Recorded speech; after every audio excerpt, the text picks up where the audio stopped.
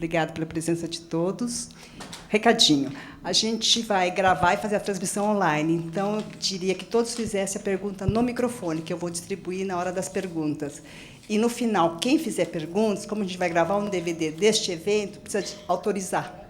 Então, quem fizer as perguntas durante o evento, fica no final para se dar autorização, tá bom?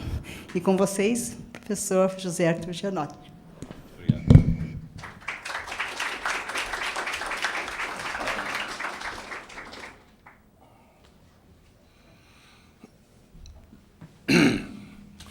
Bem, eu agradeço o convite da Inteligência.com. Eu fui encarregado de falar um pouco da minha geração e depois dos problemas que nós estamos encontrando. E acho que vale a pena falar dessa geração na medida em que é uma geração que está definhando.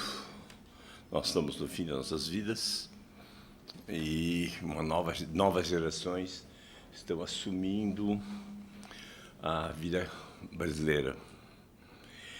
E nós somos, de fato, uma geração bem transitória. E o Brasil mudou extremamente durante as nossas vidas. O cotidiano mudou, basicamente. Todos nós temos, mesmo o jovem de hoje, sabe o que significaram as transformações tecnológicas, o que significou, por exemplo, um negócio tão simples que é o meu celular, que altera absolutamente as técnicas corporais e o próprio sentido do que é privado e o que não é privado. Né? E o problema é saber até onde vai essa corrida tecnológica. E é interessante que, eu já vou começar dando alfinetadas, que uma das críticas que se faz da tecnologia, ainda hoje, a crítica da técnica, que ela desumaniza, é uma crítica que nasce na direita do pensamento europeu, dos anos 20, e que, depois de pintada de vermelho pela Escola de Frankfurt, aparece hoje como uma crítica de esquerda.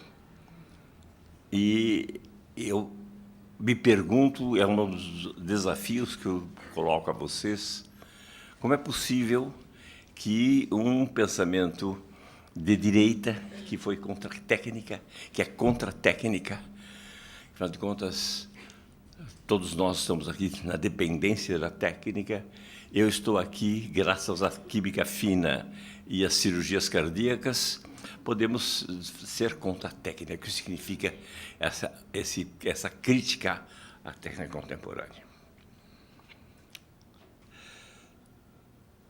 O interessante é que as técnicas de corpo se alteraram completamente.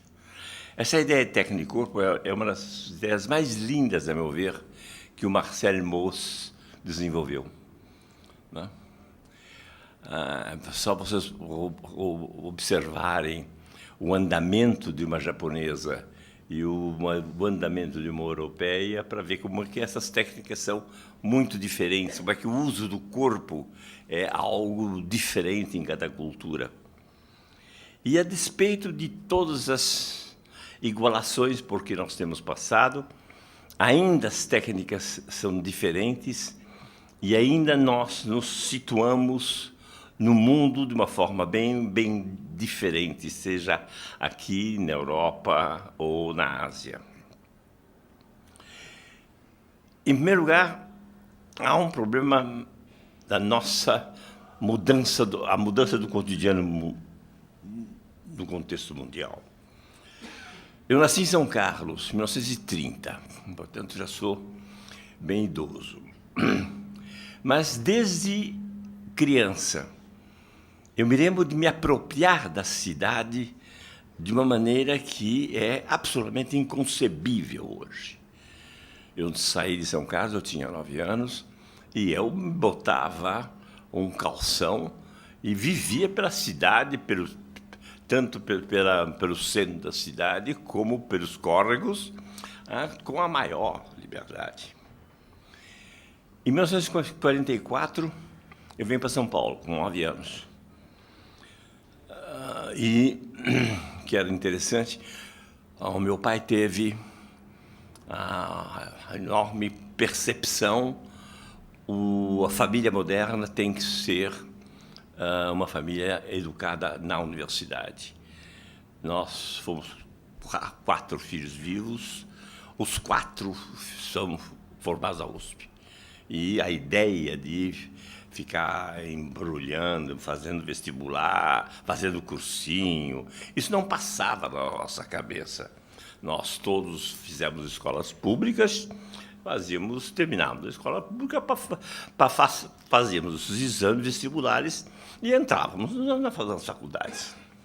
Eu tive um susto.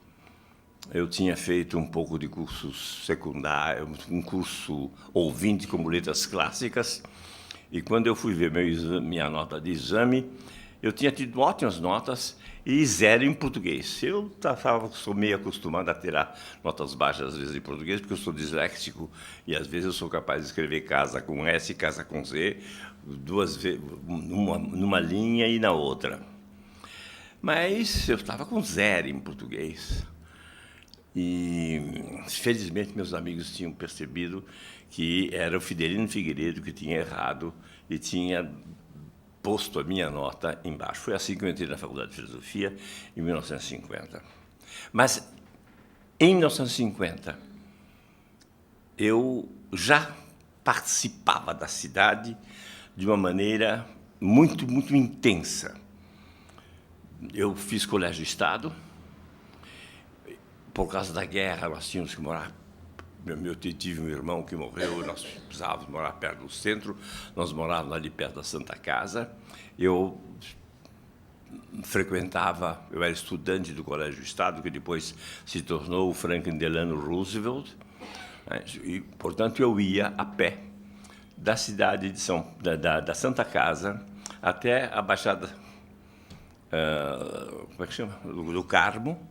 Não é isso? Onde era... Como? No Parque Dom Pedro, Baixada do Carmo. Glicério. Baixada do Glicério. Voltava a pé. Chegava em casa, lá para meio de pouco, botava o rádio a toda, porque havia um programa na cultura da Vera Yanakopoulos, que era uma amiga do Mário de Andrade. Depois, eu saía, voltava a pé até atrás do Largo São Bento, onde estava instalada a discoteca municipal, também fundada pelo Mário de Andrade. Certo? Ficávamos na fila ali, nós fazíamos uma sociabilidade, cada um escolhia os seus discos e tínhamos o direito de ouvir 50 minutos numa cabine. Aí nós voltávamos, aí já em grupo, voltávamos perto da Santa Casa, onde havia uma biblioteca infantil, que nós participávamos dela. Foi lá que nós fizemos, eu com 15 anos, fiz o primeiro Congresso Infanto-Juvenil de Escritores, não é isso? E foi lá que eu conheci. Mário de Andrade tinha acabado de morrer, conheci Sérgio Buarque, conheci basicamente Sérgio Millier, mas, sobretudo, Oswald de Andrade, cujo filho Rudá participava. E foi exatamente Oswald de Andrade que quebrou o ranço pequeno burguês da minha família, que era uma família de imigrantes italianos, muito, muito unida, mas profundamente ainda ligada a valores tradicionais. E foi Oswaldo Para minha mãe, o escândalo total. Como é que você frequenta uma pessoa que tem que já teve 7 casamentos, né, os 7 portos da minha vida?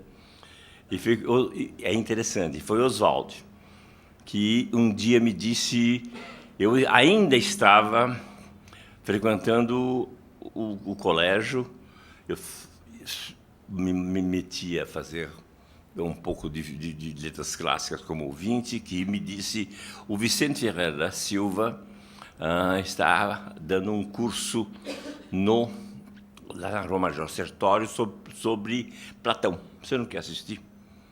Vicente Ferreira da Silva, não sei se vocês se lembram, era um dos líderes do integralismo nacional.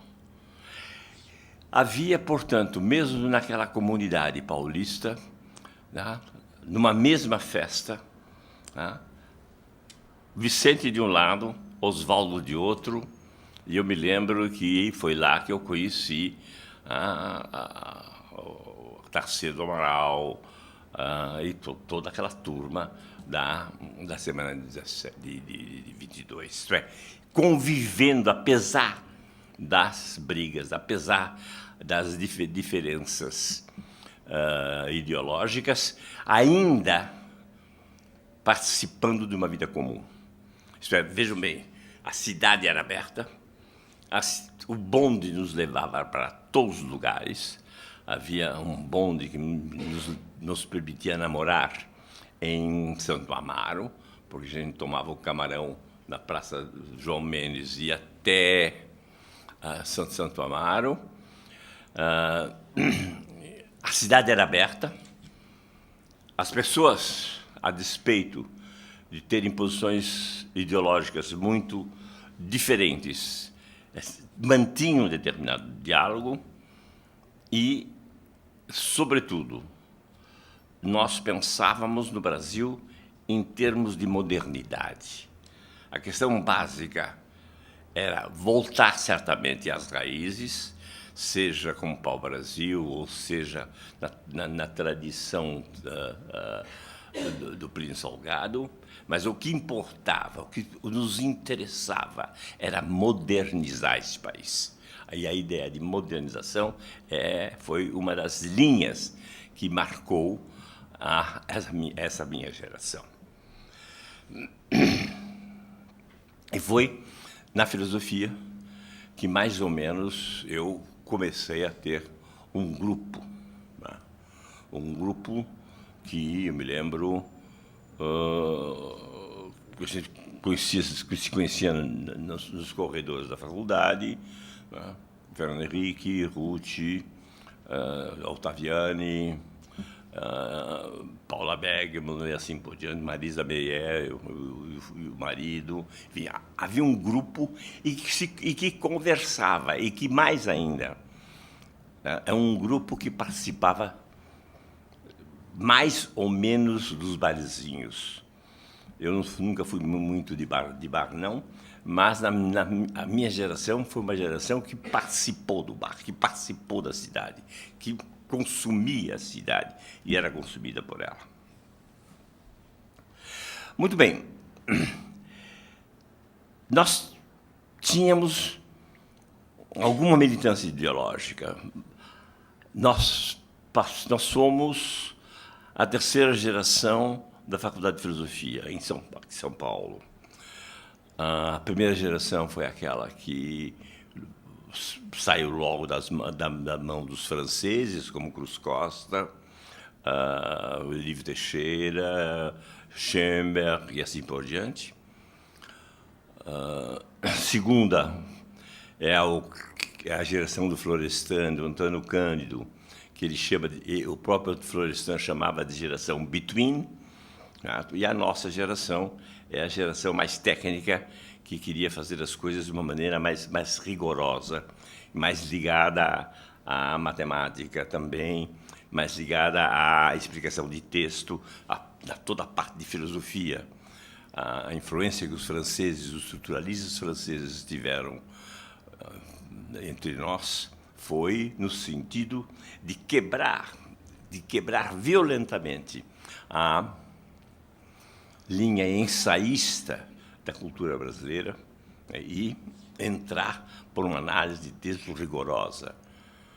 Por exemplo, uma das coisas que eu me arrependo hoje, quando houve o primeiro concurso de filosofia, me arrependo, mas não.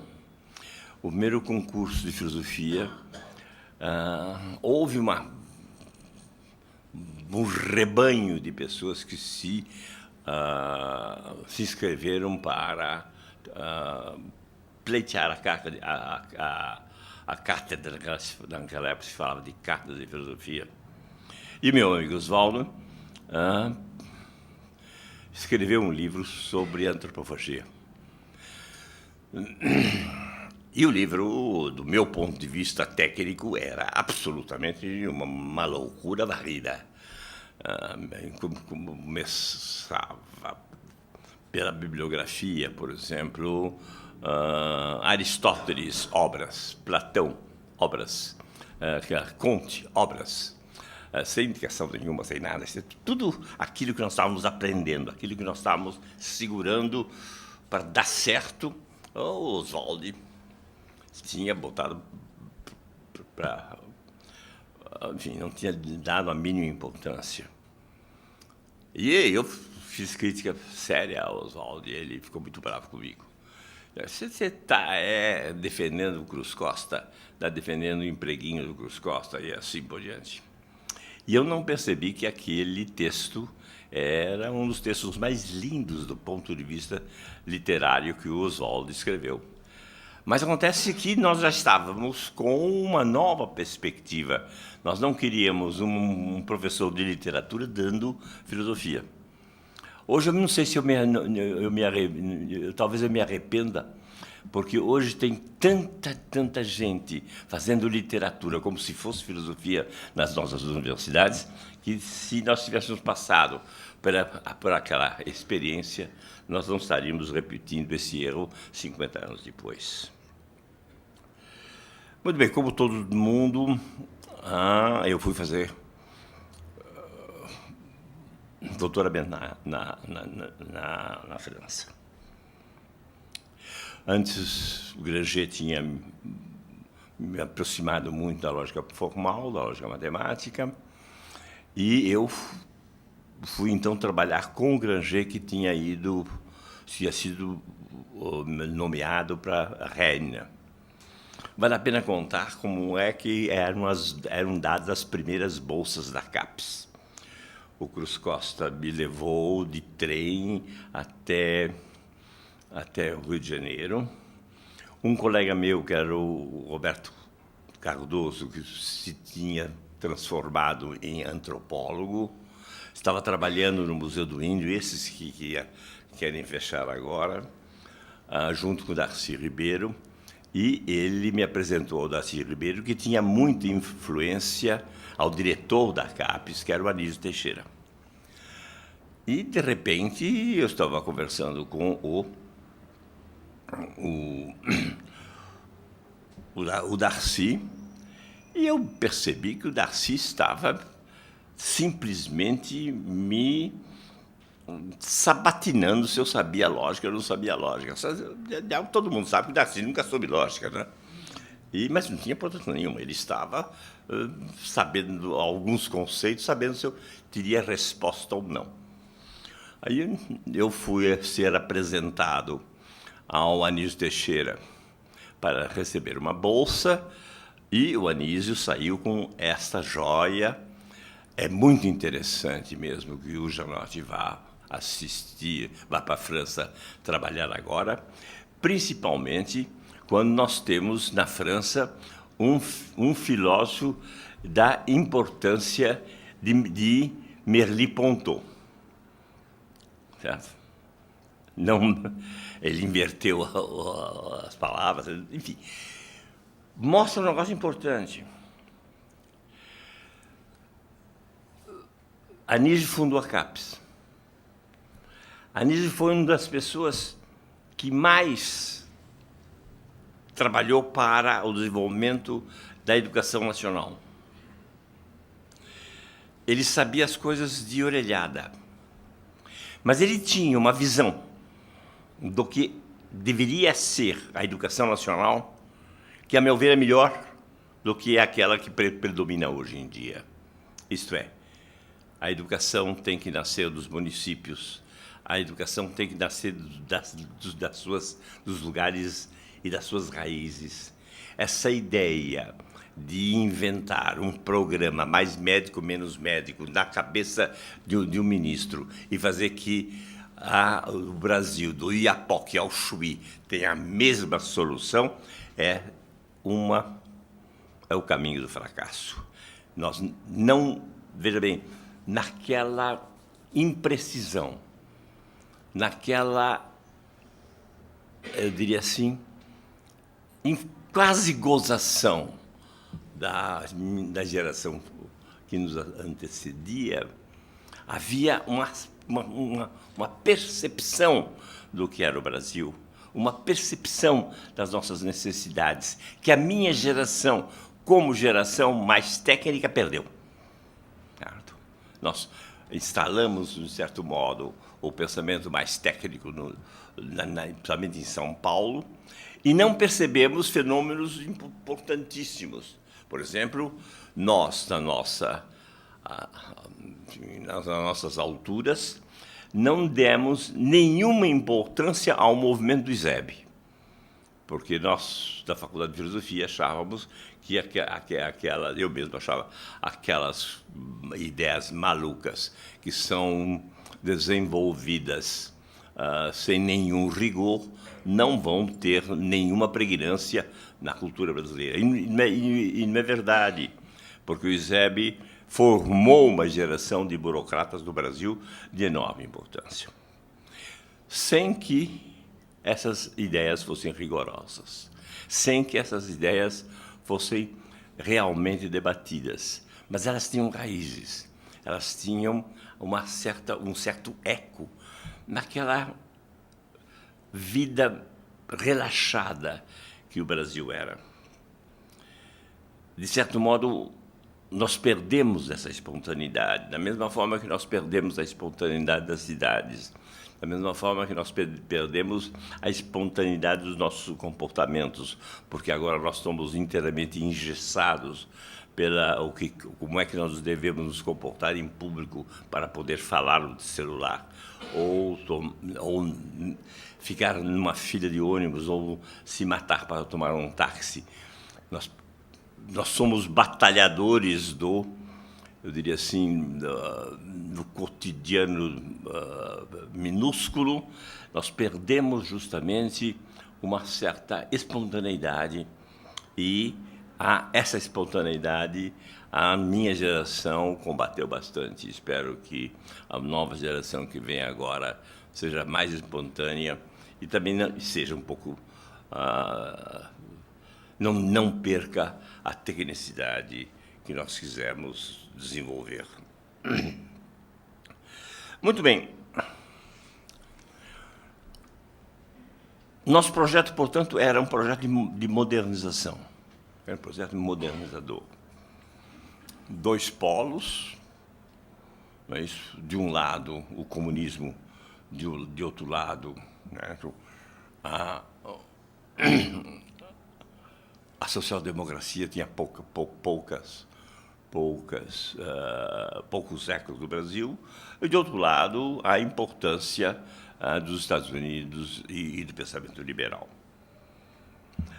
O que alterou, quem é o responsável por alterar essa dualidade, foi um professor que veio no momento que eu estava indo para a França e que eu já estava me formando, foi Claude Lefort. Eu acho que é importante a gente assinalar que nós fomos, em São Paulo, muito formados pelos franceses, e os franceses foram também extremamente receptivos à nossa maneira de ser. Nós tivemos uma sorte enorme, justamente no início da guerra, ou antes da guerra. A Faculdade de Filosofia da Universidade de São Paulo era foi fundada como uma aberração. É isso.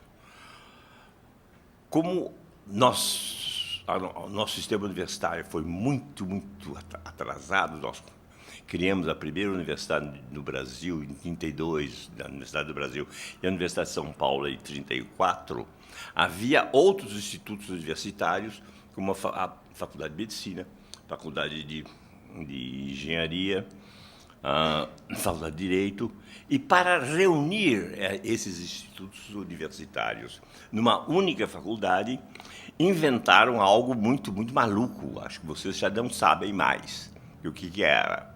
Era a Faculdade de Filosofia, Ciências e Letras.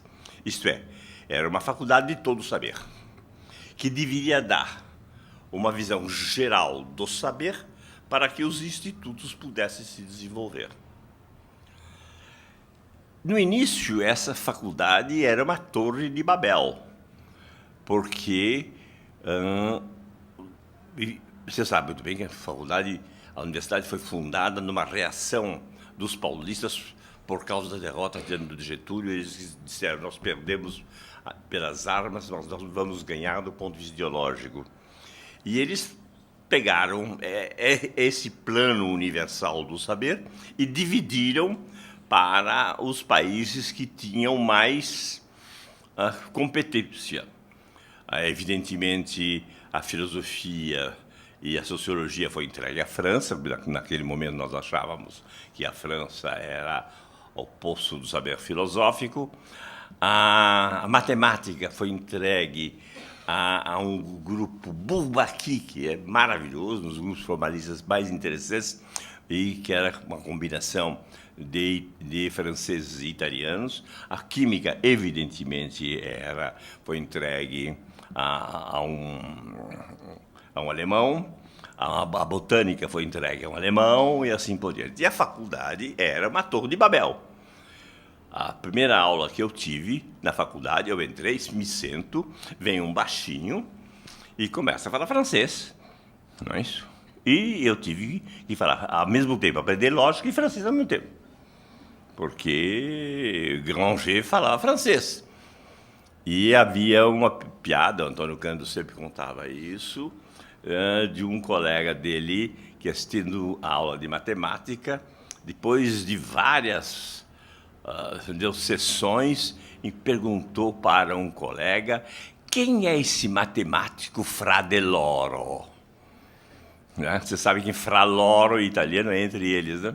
Então, o professor dizia 2 números Fra Loro, e o sujeito achava que ele estava citando algum matemático qualquer.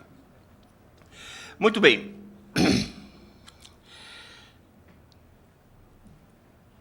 O Lefort veio com uma posição muito especial, que nós não entendemos direito. Isto é, com uma crítica muito feroz à União Soviética, sem que fosse anticomunista. Eu me lembro, logo depois que ele voltou para a Europa, eu fui. Ele me recebeu de uma maneira gentilíssima e disse: nós estamos fundando um grupo Socialisme e Barbarie. Você vai ficar em Rennes, mas se virar certamente várias vezes para Paris, você pode assistir às nossas reuniões. Só que no Socialisme e Barbarie havia o Lefort, Foucault, Lyotard, um grupo seleto, o Castoriadis, naquela época, usava um outro nome, porque ele estava sendo... Pierre Chaulieu era o nome dele, porque ele estava sendo perseguido por ser um revolucionário grego. E foi lá que nós começamos a aprender o que era marxismo e, mais ainda, a aprender o que era a crítica à burocracia soviética. Foi o primeiro contato que nós tivemos realmente com uma crítica sistemática à burocracia soviética. Quando eu voltei em 56, isso eu vou contar, mas todo mundo já conhece, mas só para dar unidade, voltei em 56, nós nos reunimos frequentemente na casa do Fernando Henrique, e eu disse, vamos começar a estudar essa biografia. Mas o nosso amigo historiador, a velhice,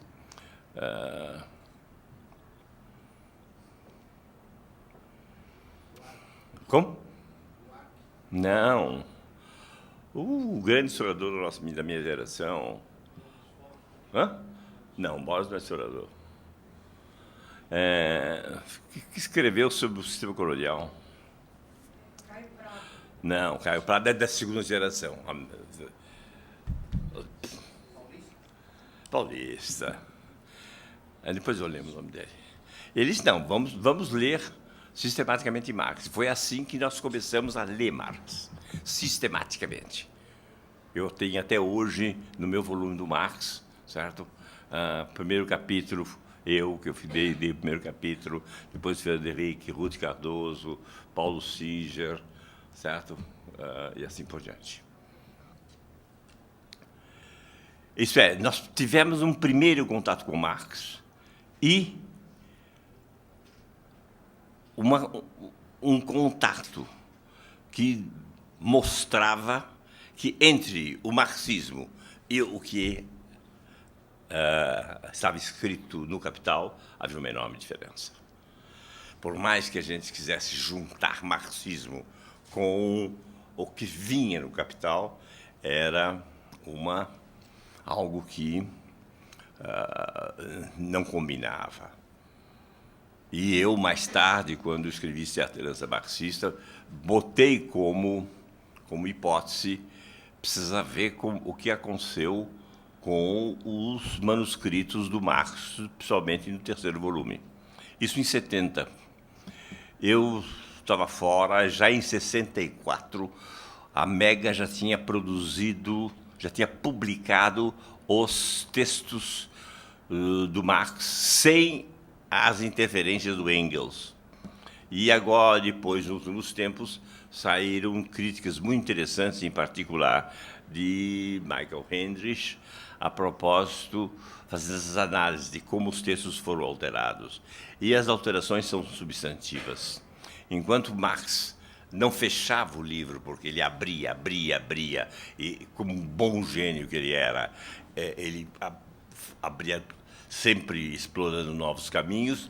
O Engels, que era um bom militante, uma pessoa muito respeitável, precisava fechar todas as suas teorias numa teoria do Capital que pudesse ser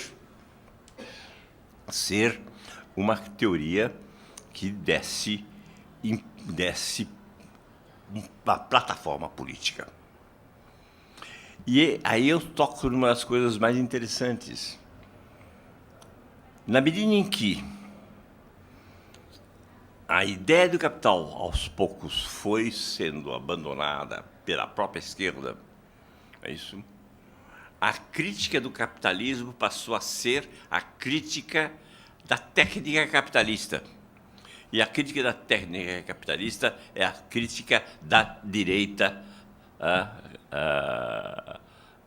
europeia. Basta vocês lerem Adorno e Heidegger no que diz respeito às técnicas, as críticas são extremamente paralelas. Isto é, o fato de ter se perdido uma noção muito mais abrangente do que poderia ser o Capital, fez com que a crítica ao mundo capitalista e a ciência desenvolvida pelo capitalismo se tornou numa crítica à técnica e ao mundo da técnica sem capital. Isso fez com que, aos poucos, muitos de nós pudesse pensar a crítica da contemporaneidade de uma forma muito diversa do que na oposição simplesmente esquerda marxista e direita neoliberal. Veja bem, Na medida em que ficava evidente para nós que uma economia planificada à la União Soviética era uma economia impossível e que ela não tinha condições. Eu acho que caiu. Vamos parar aqui. Esticou um pouquinho, né, por causa da cadeira aqui. Caiu.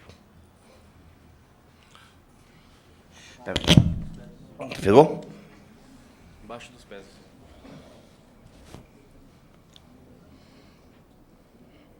O outro pé, pode levantar? Agora sim, pode ser. Os historiador que eu queria nomear, o pastor levantar o pé, eu me lembrei dele, é Fernando Novaes, que é um grande historiador. Isso. Muito bem, vejam bem o que aconteceu. Certo? A ideia era que a crítica ao mundo contemporâneo era basicamente uma crítica que ou dizia o mercado deve ser liberado para se desenvolver plenamente, e a posição dos ultraliberais como Hayek, ou nós temos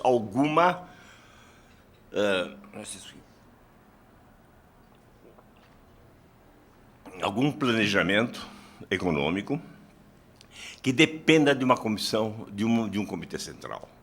O próprio Marx pensava que o capitalismo seria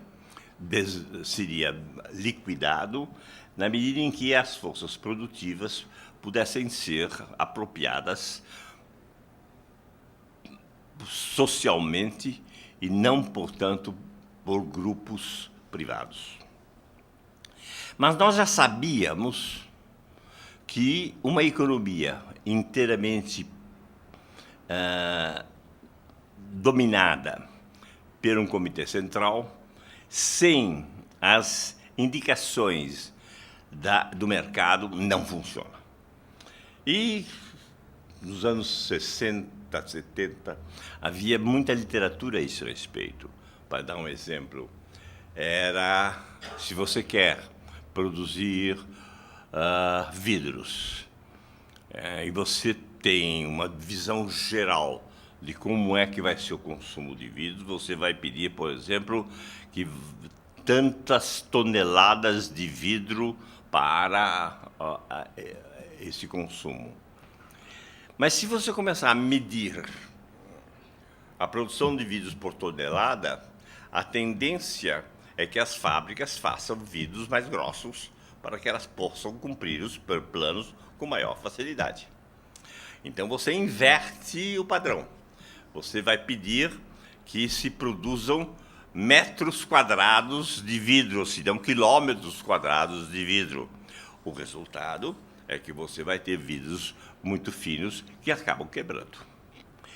Isto é, esse é um exemplo de que, sem as informações que o mercado dá, certo? E que essa combinação entre produção e consumo, que é sempre complicada, embora haja um fechamento dos dois lados, sem essa indecisão dessas partes, não há economia que funcione. Então, nós pudemos sempre pensar em duas maneiras de fazer a crítica ao capitalismo. Sabendo que o mercado é predador, era preciso saber como é que iríamos controlar o mercado. E há duas maneiras de controlar o mercado. Ou através de uma produção que seja ela própria estatal. Então, nós temos ainda, se não tivermos mais uma produção propriamente estatal, pelo menos nós vamos ter os campeões nacionais da produção, ou nós podemos ter perfeitamente uma produção privatizada com fortes agências reguladoras. E é evidente que hoje é esta dualidade que marca a diferença entre as políticas que nós temos que desenvolver. Isso é, ou nós desenvolvemos um controle do capitalismo através de agências reguladoras que, embora permitindo que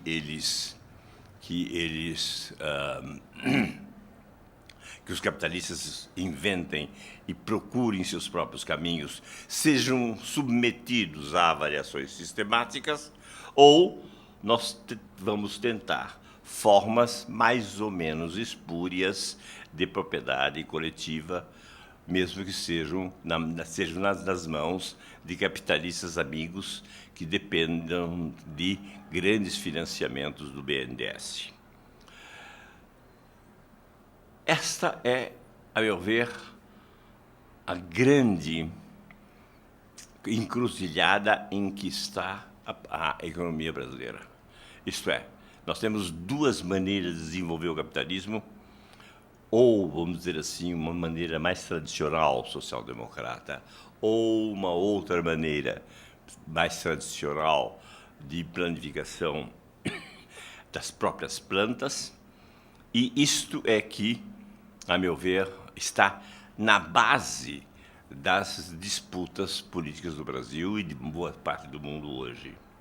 Acontece que, certo, na política brasileira, as oposições foram esgarçadas, houve uma espécie de construção de um centrão em que todos os parceiros entram em pé de igualdade, tanto na corrupção como nas suas invenções, e esses temas, isto é, a crítica do capitalismo realmente não é feita.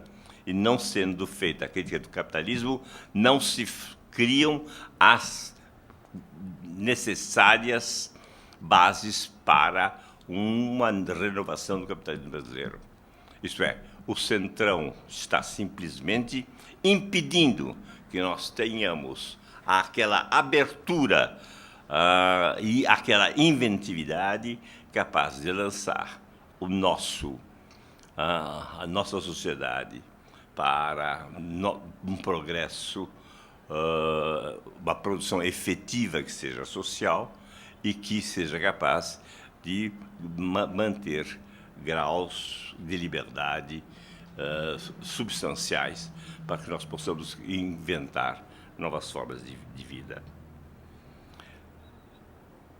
Estávamos assim até há pouco tempo, quando novas tecnologias, novas formas de rede social, novas formas de contato estão desenvolvendo movimentos sociais de uma maneira totalmente diversa daquela representação política tradicional. E aí nós temos justamente o quê? Esses movimentos sociais que não são politicamente organizados. Eu fico muito irritado quando alguém vem me dizer, mas esses movimentos sociais são fascistas, porque eles quebram ou não quebram, eles não têm uma regulação social de uma maneira, uma regulação política de uma maneira organizada, assim por diante. Desculpe, o movimento social não é um movimento político, não tem a oposição entre companheiros e adversários. O movimento social pode dar tudo. Ele pode dar, na Primavera Árabe, tanto movimentos de libertação como movimentos de fascistas e extremamente violentos de direita. Lembrando uma frase de uma pessoa que nos é muito cara e que tem o nome desse instituto, que é Ruth Cardoso, ela, em relação a esses momentos sociais, ela dizia: o povo desunido nunca será vencido. A grande vantagem do movimento social é justamente a sua desunião e a incapacidade dele ser canalizado simplesmente para este ou para aquele vale. Mas o processo político, que é um processo diferente, precisa absorver e aprender com os movimentos sociais. Se ele não aprender, nós temos duas hipóteses, a meu ver.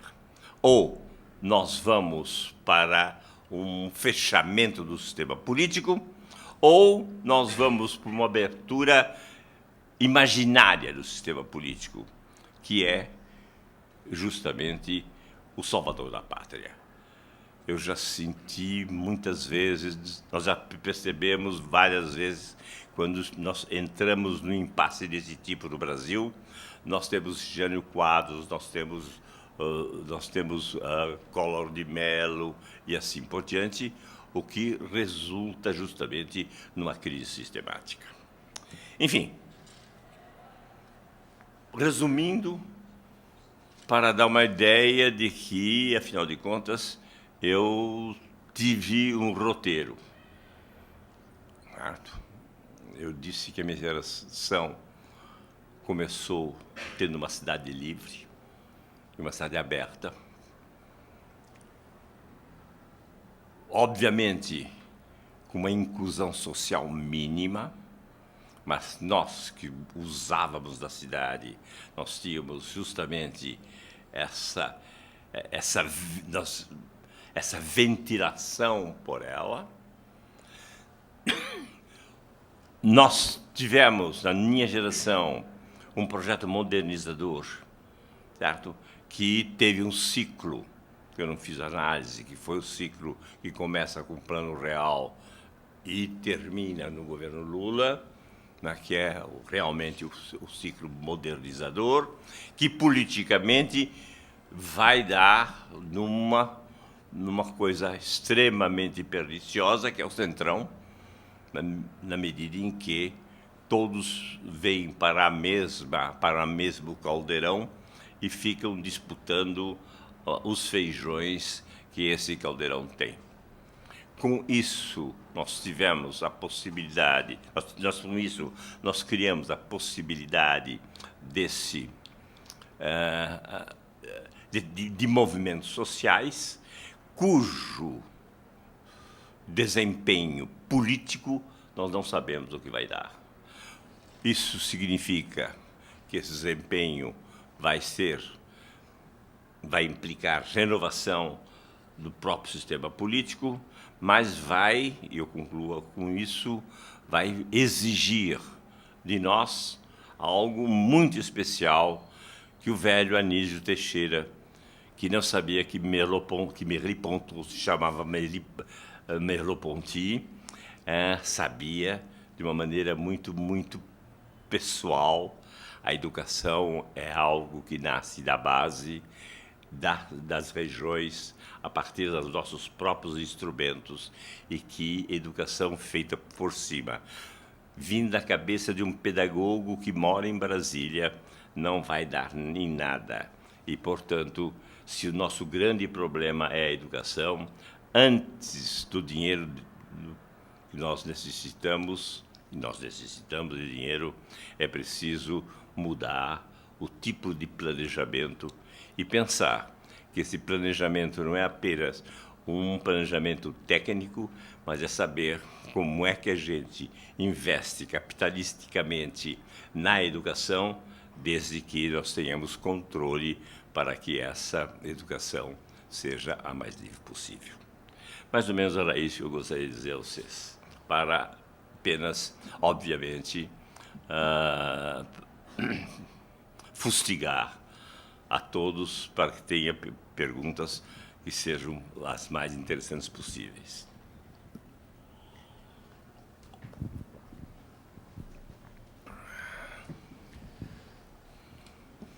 Augusto Carvalho, eu sou daqui da casa. Uma pergunta pessoal e uma outra mais, não, muito menos pessoal. O senhor falou que o senhor é disléxico, que o senhor é disléxico.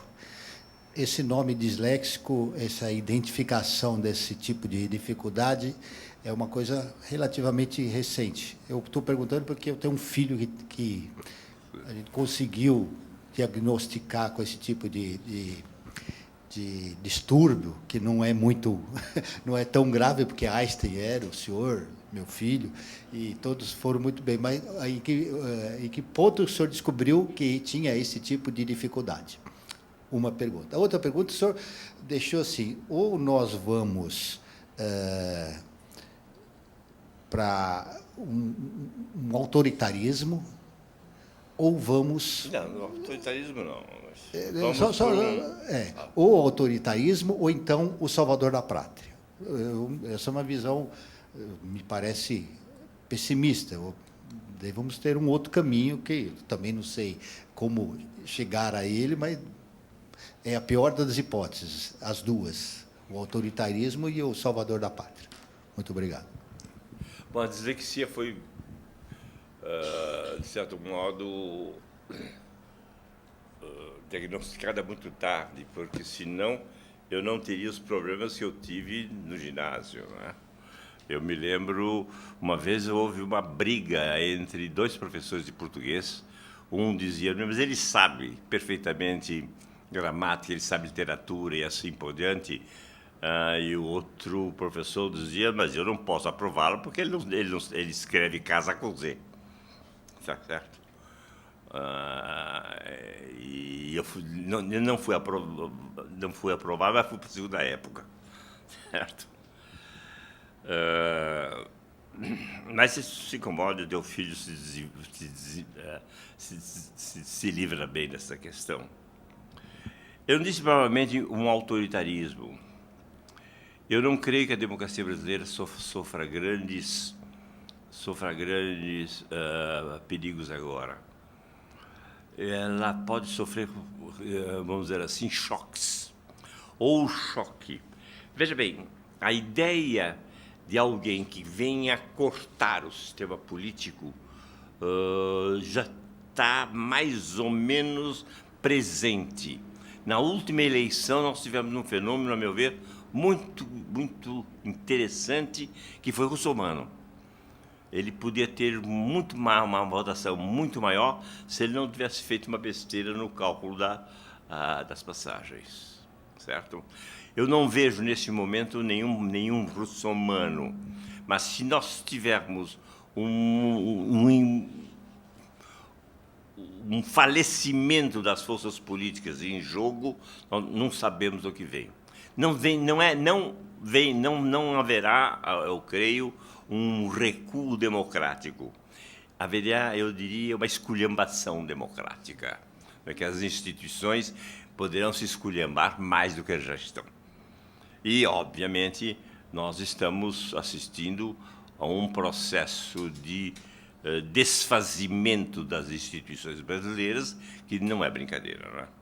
Quando nós imaginamos que nós temos uma coisa absolutamente extraordinária, um executivo que tem 39 ministérios, é realmente algo que, para qualquer pessoa que põe a mão na cabeça, as coisas passaram do limite. Quando nós vemos, não sei se já foi aprovado agora, o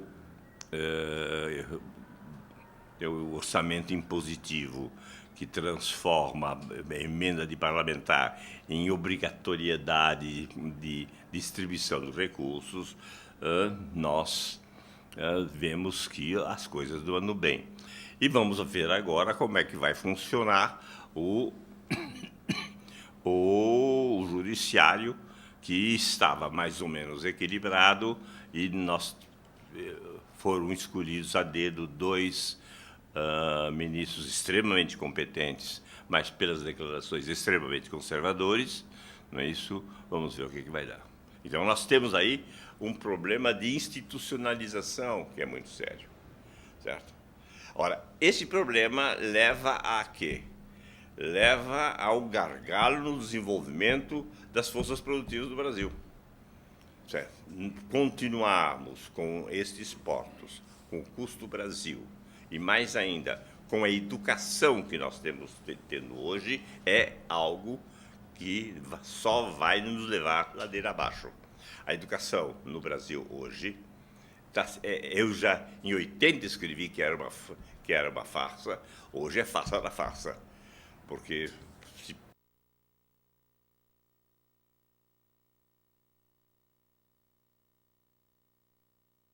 eles não sabem nada. Mas acontece que o problema não é que os meninos não sabem matemática, o problema é que os professores não sabem matemática. Nós sabemos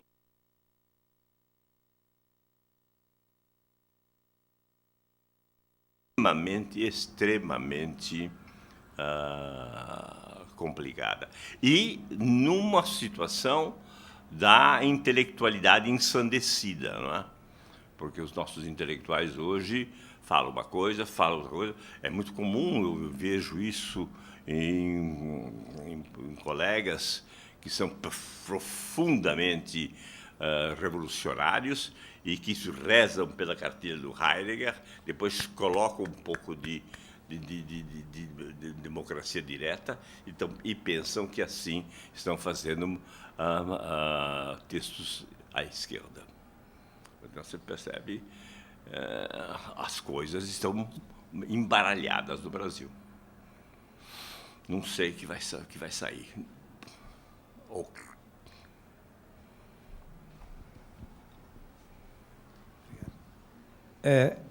O que o senhor aconselha? Um choque capitalista ou vamos ficar entregues a essa petulância pseudodialética?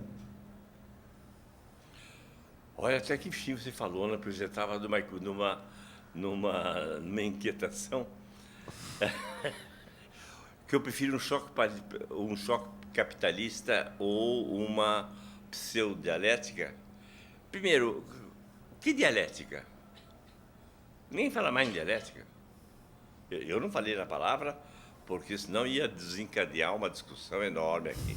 O que seja dialética hoje é um negócio extremamente complicado. O que nós temos é uma pseudo-esquerda, isso sim. Certo? Uma boa pseudo-esquerda. Porque nós temos muita gente vestidinhos, bonitinhos de vermelho, com as políticas liberais mais tradicionais. Choque de capitalismo, sim, mas que capitalismo? Choque de capitalismo com gestão, vamos dizer assim, tsunami, que venha liquidar todas as conquistas sociais, que venha liquidar a inclusão social importantíssima que o Lula fez, e assim por diante, não, né? Então, acho que nenhuma coisa nem outra. O problema é que nós temos que encontrar os nossos caminhos. E os nossos caminhos estão...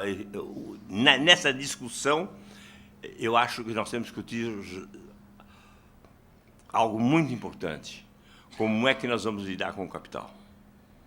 Como é que nós vamos lidar com o desenvolvimento das forças produtivas? De uma maneira tentando que haja nossos amigos, os capitalistas, ou criando agências reguladoras não burocráticas, competentes e não corruptas.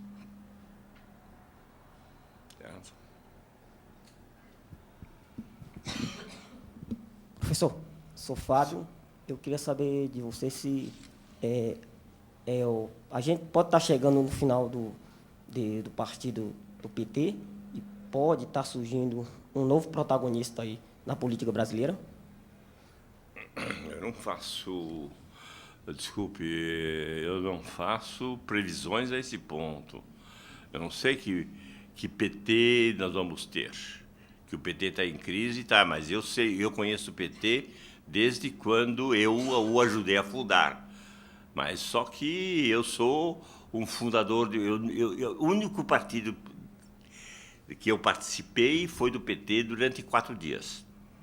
Né, porque eu assinei a ata de fundação lá no Colégio Sion Depois, como a ala esquerda achou que tinha muito burguês, roubou a ata e pediram que eu fosse reassinar o livro na sede do partido. Eu disse, não, já assinei uma vez, não dá para assinar.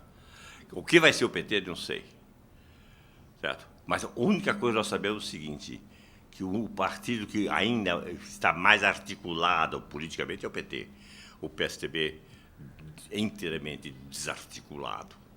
Inteiramente desarticulado. O PMDB, um centrão enorme, que articula vamos dizer assim, pela fome, não é isso? O melhor, pela gulodice. O PMDB é um partido que está unido porque ele se farta. Não é? Aí existe em Portugal, em Lisboa, existe, eu não sei se ainda existe, um restaurante cujo nome era muito característico, o Farta Brutus, certo? Nós temos um partido no Brasil que se chama o Farta Brutus. Não se chama, não, mas que se desenvolve, se desempenha como um Farta Brutus. Vamos ver o que vai dar.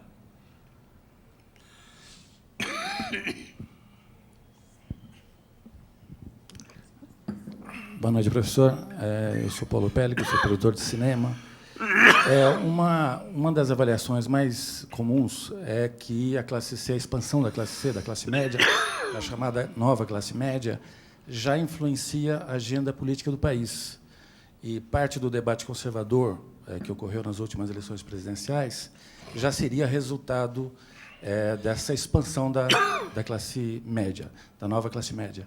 Eu queria saber se o senhor concorda com essa avaliação e, se concorda, se essa expansão da classe média poderá levar a sociedade brasileira mais à direita, numa posição mais conservadora. Bom, vamos lembrar uma velha frase que se dizia nos anos 60, que a classe média era a poeira da história. Não sei se você já ouviu falar disso. Né? Isso é, que ela influencia a situação política hoje, ela influencia na medida em que ela pressiona o consumo, mas que ela tenha uma linha política mais ou menos organizada, eu não vejo nisso. Pelo contrário, eu acho que essa expansão da classe média tanto pode reforçar o PT, como pode, numa eleição, como pode reforçar ou pode reforçar Marina Silva, ou pode reforçar um salvador da pátria. Não creio que a classe média, por ser justamente uma classe média, ela tenha posições, de certo modo, organizadas. O que eu temo, isso sim, que o Brasil, em vez de ter alguma opção política, possa ficar pisando lama, certo? E nós vamos perder chances, porque não conseguiremos ter decisões importantes capazes de renovar o nosso parque industrial, renovar a nossa educação e renovar a nossa vida cotidiana.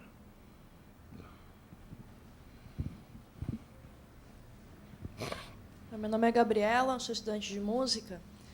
Diante dessa cena política que a gente está vivendo aqui no Brasil, não seria uma solução a nossa cena política virar um parlamentarismo? Eu acho que a questão de forma é menor, porque um parlamentarismo com o sistema político esculhambado como ele está hoje altera pouco, sabe? O problema hoje é a gente fazer com que a política venha ao seu real. O que nós temos, isso sim, eu dou razão, é acabar com esse presidencialismo de coalizão que domina todo o sistema de uma forma corrupta. Mas eu não creio que isso, que você, passando para um parlamentarismo, nós vamos resolver a situação. Eu acho que há uma coisa que é fundamental antes de você ter esse ou aquele sistema político. Eu acho que nós precisaríamos ter uma regeneração em relação a alguma agenda. Eu sou muito mais favorável hoje que nós tenhamos uma agenda que seja cumprida por vários sistemas políticos, como é desenvolvimento da infraestrutura moderna. É isso, para que nós não tenhamos essa esculhambação da nossa produção e da cidade. Um programa extremamente bem construído de educação, mas para isso era preciso prender todo psicólogo, todo pedagogo.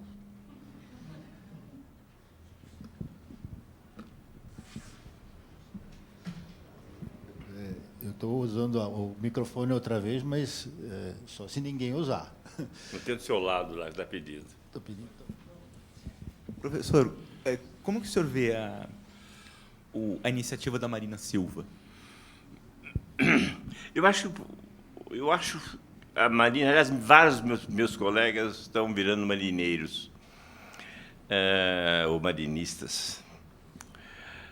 Eu acho o seguinte, a Marina representa uma espécie de pureza política que é muito interessante, há esta carência, mas nós não podemos esquecer que a Marina é, do ponto de vista ideológico, extremamente conservadora.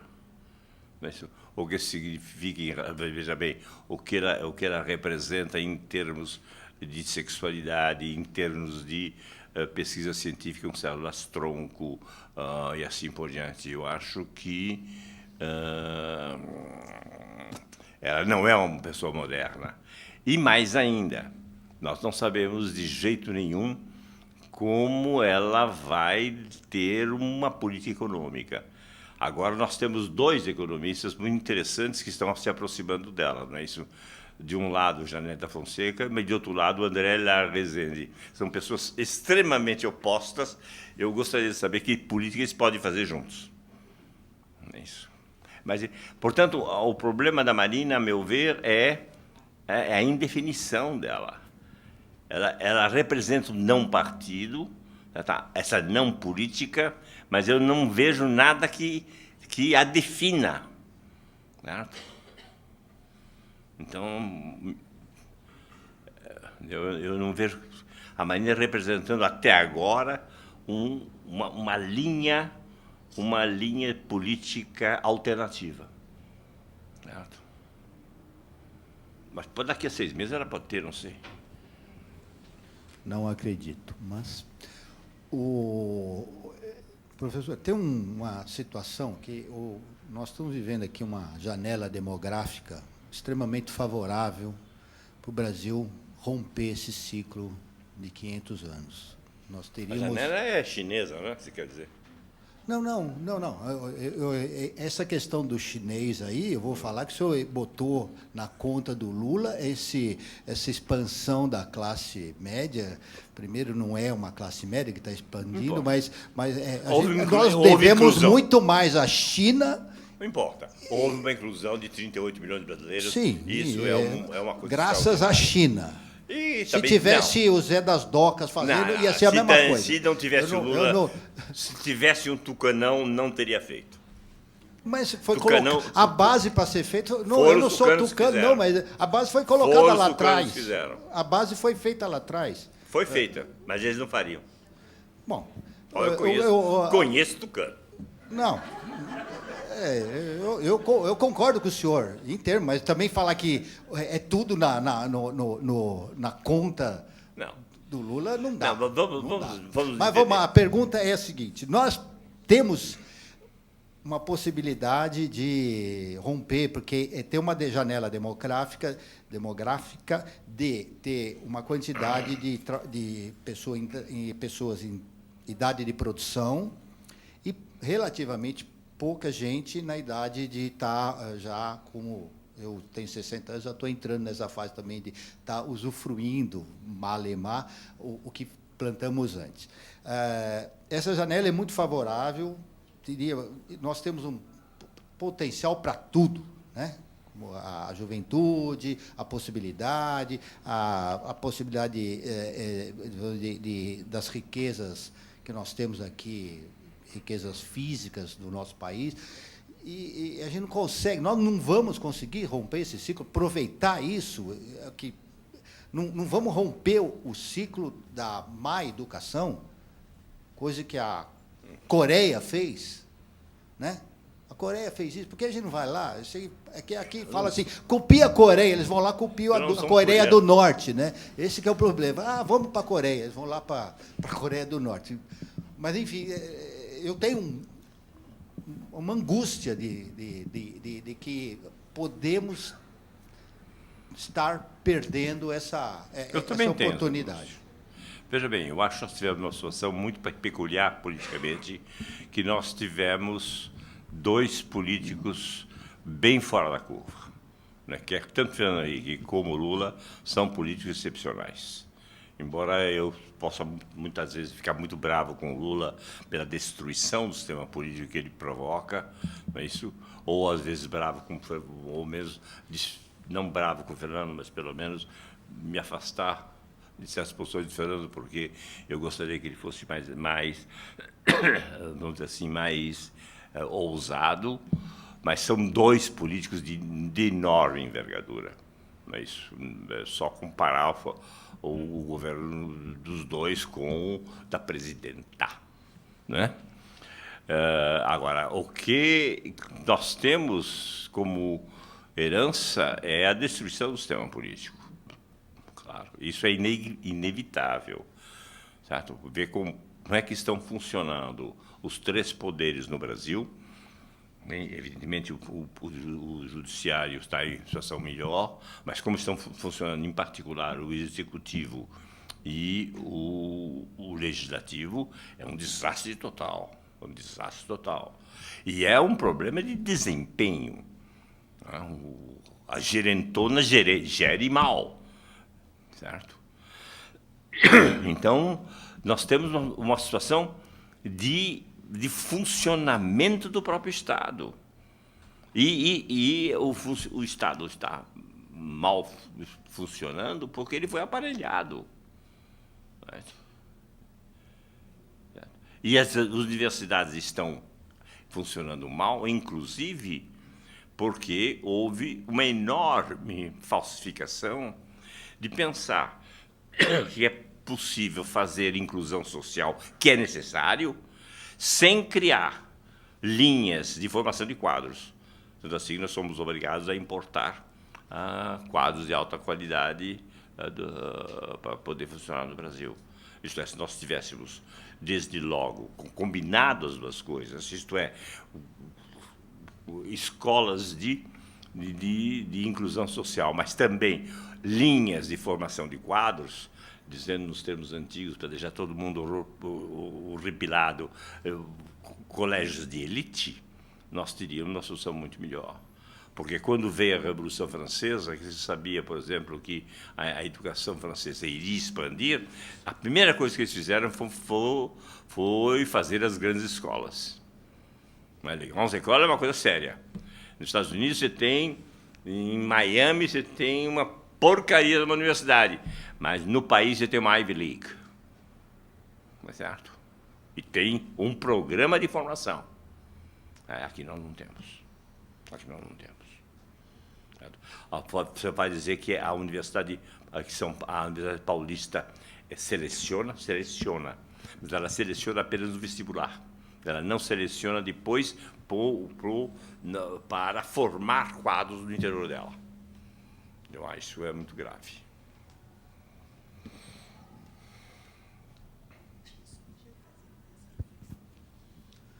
Se o senhor me permite, 2 perguntas. Uma, eu peço ao senhor comentar esse crescimento, aparente crescimento das bancadas religiosas no Poder Legislativo. E que tipo de reforma no sistema eleitoral o senhor pensa que poderia melhorar a nossa representação política? Bom, em primeiro lugar, o que está vendo do fenômeno religioso é muito interessante, porque nós temos assistindo ao desenvolvimento de várias formas de religiosidade, inclusive religiosidade do consumo. Eu acho que talvez uma das coisas mais interessantes na questão da religiosidade é essa relação capitalista com Deus que os evangelhos desenvolvem. Deus é fiel, como um banco. né? E você investe na igreja como você investe no Santander ou no Banco do Brasil. Quando não dá certo, você muda de igreja. É normal. Certo? Então, é uma relação... Eu acho que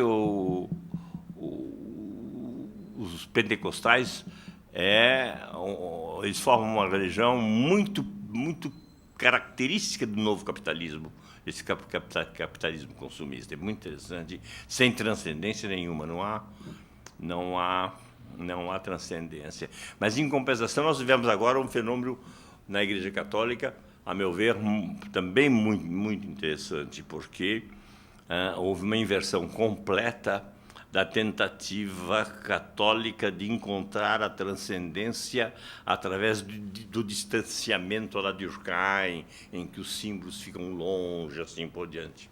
Não é isso? Esse Papa de alma jesuíta, desculpe, esse Papa jesuíta e de alma franciscana, ele faz o contrário. Né? Exatamente o que faz São Francisco. Ele se aproxima de tal forma do outro, de tal forma, ele divide a sua roupa, ele divide a sua comida, ele divide o seu frio com o outro, de tal maneira que o outro fica misterioso. Certo? Essa situação, enfim, essa nova religiosidade da proximidade essa sim, é bem anticapitalista. E é bem contrária aos pentecostais. A religião do Papa Francisco não é que Deus é fiel. Não é? Deus é amor, basicamente. Então, você tem fenômenos religiosos muito, muito, muito diferentes. O que vai acontecer, ninguém sabe. Ninguém sabe. Você tinha uma outra pergunta que eu esqueci. Se o senhor, que tipo de reforma política no sistema eleitoral o senhor acha que poderia melhorar a representação? Olha, eu não sou especialista. Primeira coisa, eu não sei qual é a forma. Espero que esse Congresso não a faça. Não? Porque tudo que vier desse Congresso vai ser ruim. A minha tendência seria a um sistema misto, parcial misto. Entendeu? Mas a questão da representatividade é uma enorme questão, inclusive, a primeira coisa que nós precisaríamos discutir, eu não discuti aqui, que é a questão da democracia direta, que, a meu ver, é uma besteira. Não existe democracia direta. Nunca existiu. Acho que está na hora de terminar, Outra né? pergunta? Boa noite, professor. Eu também sou um pouco pessimista como o senhor, porque eu também estudei no ginásio do Estado, também tive letras clássicas, também tinha a cidade aberta, e eu estou vendo agora as coisas um pouco difusas. Tanto é que o comentário que eu vou fazer não é necessariamente uma pergunta, eu vou falar algumas coisas e gostaria que o senhor fizesse depois um comentário. Primeiro, eu sou pessimista porque eu vejo o individualismo cada vez mais acirrado. Eu não me conformo que as pessoas passam tanto tempo no Twitter falando assim: ai, que dia bonito, eu vou tomar banho, eu acabei de comer não sei o quê. E também eu sou pessimista com esse capitalismo de consumo que o senhor está dizendo, que eu não vejo nenhuma alternativa, quer dizer, não sobra espaço para os novos eleitores, os jovens, se desalienarem e terem um caminho político, porque eu acho que o capitalismo está absorvendo a gente, já absorveu no espaço, e agora ele está absorvendo no tempo.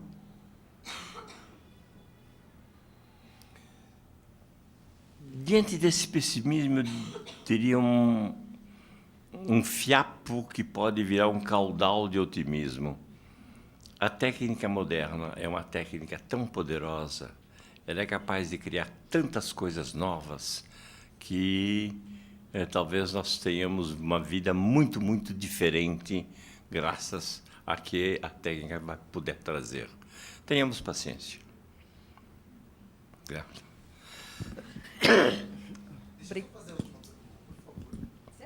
Pode ser. Boa noite, meu nome é Flávio, sou estudante de administração. A minha pergunta é assim: desde criança eu ouço falar que o Brasil é um país do futuro. Em um programa de televisão eu soube que em 1941 já houve um escritor que fez um livro sobre Brasil, um país do futuro. Suscitou-se. Suscitou-se. E hoje nós vivemos a manifestação, Encontro Mundial da Juventude, Copa, o boom da classe média, da nova classe média, a expansão do ensino superior para a classe mais baixa hoje, seria o Enem. Chegou o futuro no Brasil ou ainda está por vir? Se você pergunta porque não chegou, senão você estaria certo de que as coisas teriam melhorado. Você mesmo está dando a resposta.